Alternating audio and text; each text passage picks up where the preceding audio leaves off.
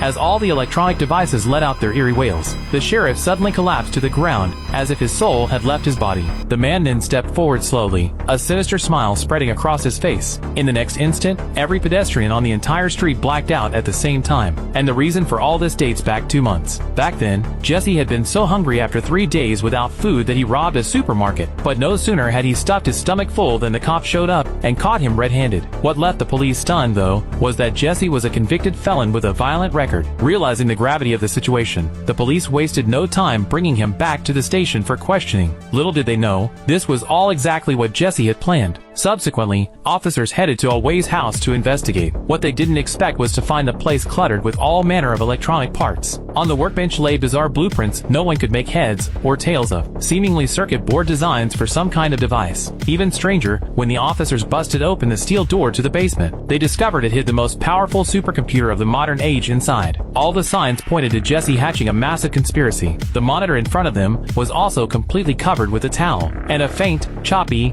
unearthly hum could be heard coming from beneath it. Meanwhile, Officer Johnny had begun interrogating Jesse, but surprisingly, Jesse didn't put up any defense at all. Instead, he demanded Johnny hand him a pad of paper and a pen. Johnny, though, just brushed him off, jabbing a finger at a photo of the crime evidence and demanding to know if it was his. Just then, Jesse broke into a weird grin. Out of the blue, he said the station had the most cutting-edge network system in the world. Seeing Jesse refuse to get to the point, an enraged Johnny cut him off and asked if he would plead guilty. But Jesse stood his ground, insisting only on the paper and pen. His bizarre behavior left both officers utterly confused. With Jesse continuing to play dumb, psychologist Bella tried to find a chink in his armor. When she asked about his life story, Jesse immediately felt he'd met a kindred spirit. He opened up and began to tell his tale. He'd grown up in a single-parent household as a kid, which left him with a rather withdrawn personality. Fortunately, though, he'd gotten into college just as he'd hoped, and after graduation, he landed a job at a video game company. Jesse quickly made a name for himself at work and gained his boss's favor, who then introduced him to Nick, a top-tier game designer. Nick told him he had a new game and wanted Jesse to help test it. Thrilled to work with his idol, Jesse jumped at the chance. Little did he know, this seemingly ordinary job assignment would turn his life upside down